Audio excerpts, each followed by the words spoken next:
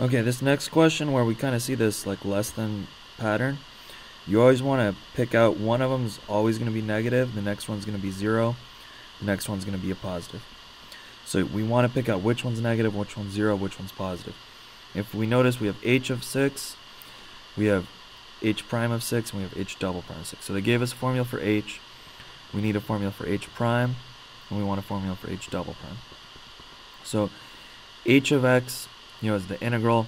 On our graph of f, the integral is going to be like the area. Okay, h prime of x, this goes back to that fundamental theorem of calculus part 2, which is where if I take the derivative of something from any number, it could be 0, it could be 3, it could be 4, to x of f of t dt, we're going to take this x, we're just going to plug it in. You also need to chain rule it. The derivative of x is just 1, so in this case we're fine. This is really, really common on the AP test. We need to know it. So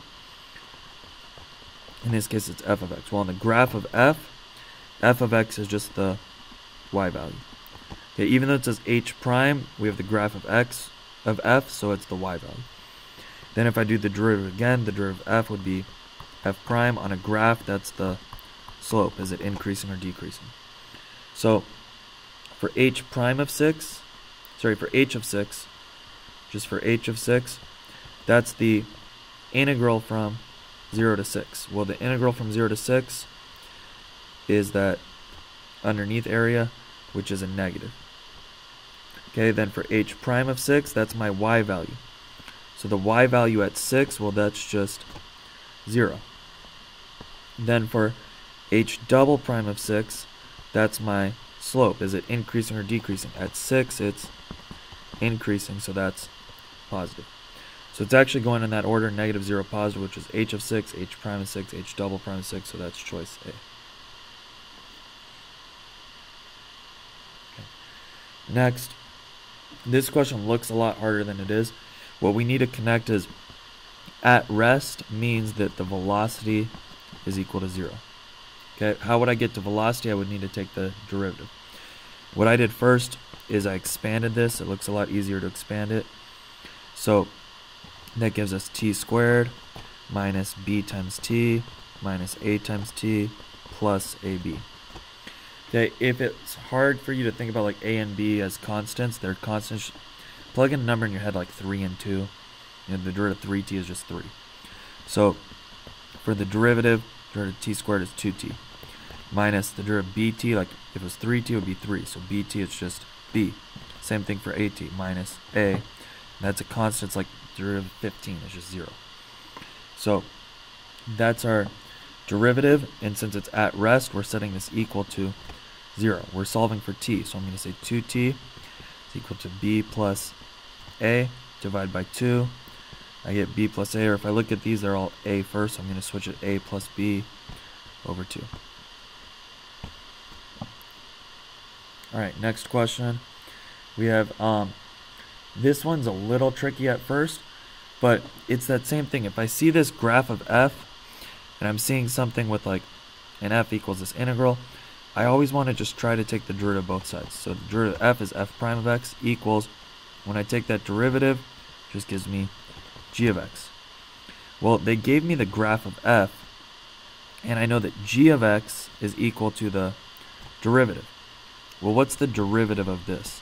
The derivative is constant and positive, because it's like the slope, right? The derivative is the slope. Well, my slope is increasing the whole way, and it's at a constant rate. So it's basically a positive number that's constant.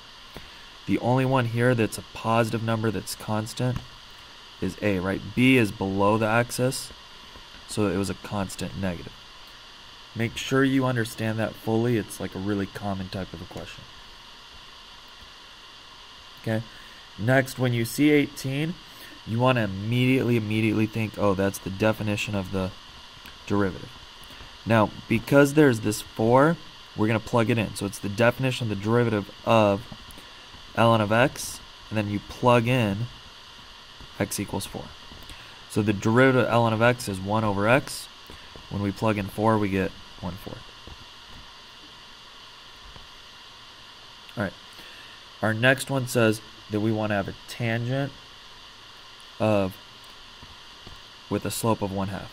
Well, that just means like, you could do x1, y1, m, but it just wants the point. So we want to have the tangent with a slope of 1/2. So if I did x1, y1, m, I know my slope is 1/2. Slope is the derivative. So I need to take f prime of x and equal that to 1/2. Well, it's quotient rule, so quotient rule low, d high, minus high, d low, divided by low squared.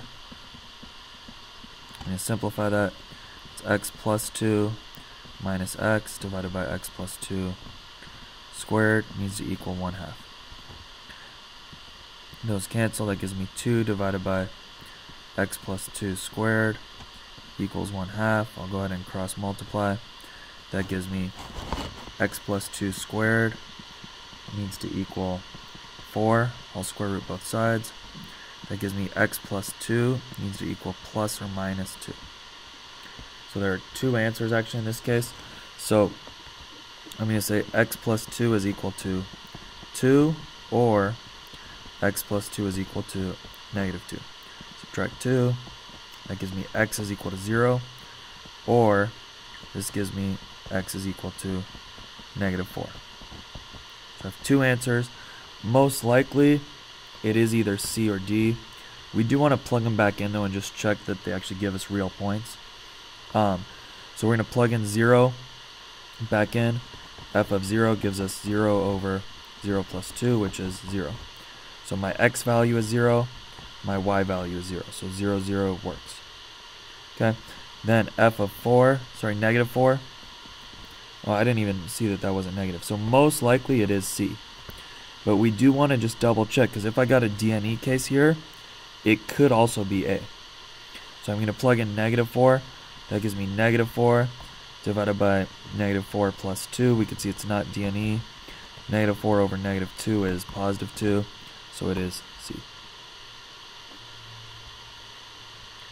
Alright. Next question we have is an inverse function. It says f and g are inverses. It gives us this f of 0 and it wants g prime of 1.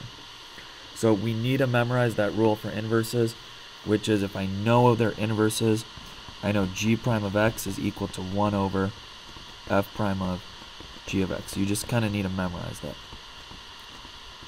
So this would give us g prime of 1 is equal to 1 over f prime of g of 1. Well, they didn't give me g of 1, but they gave me f of 0 is 1. If I switch those, I get g. So I know g of 1 is equal to 0. So this means g prime of 1 is equal to 1 over f prime of g of 1 was 0, so f prime is 0. Okay, to get f prime of 0, I first need to do f prime of x and then plug in 0. So f prime of x, that's chain rule. So this is 3 times 2x plus 1 squared, and then times the derivative of the inside, which is derivative of 2x is 2.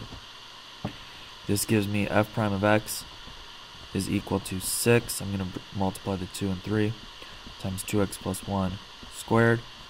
So f prime of 0 would be 6 times 2 times 0 is 0, so 1 squared is just 1. So f prime of 0 is 6. Now this gets plugged in the denominator, so it's really 1/6. Alright, next it wants a horizontal asymptote. We need to remember horizontal asymptotes are those limits as x approaches infinity, or the limit as x approaches negative infinity if they are different. That's that rule with like denominator bigger, numerator bigger, right? So if the numerator is bigger than the denominator, then it goes to infinity or negative infinity. If they're equal, then it's that a over b case, and if its denominator is bigger, it's 0. Now, for horizontal asymptotes, this means at infinity and negative infinity, there's no horizontal asymptote. So it says the line y equals 5 is a horizontal asymptote for which case? So when I go out to infinity here, the answer is infinity. When I go out to infinity on this one, the denominator is bigger. so it's 0. When I go out to infinity on this one, I get 5x and negative 1. So this has a y equals negative 5 asymptote, but we wanted positive 5. And when I go out to infinity on this one, I get 20x squared and 4x squared. 20 over 4 is 5, so my answer is E. For A, its sign is going up and down, up and down, up and down. So this would actually kind of have like a DNE case. We're not really going to worry. Actually, in this case, sorry, this would be 0 because the numerator is going up and down, up and down, up and down. So it's some number in between like 0 and 1, negative 1 and 1, whereas the denominator is going to go to infinity. So just a small number divided by infinity, this would actually have a horizontal asymptote of 0. Okay, anyways, we'll pause for this video.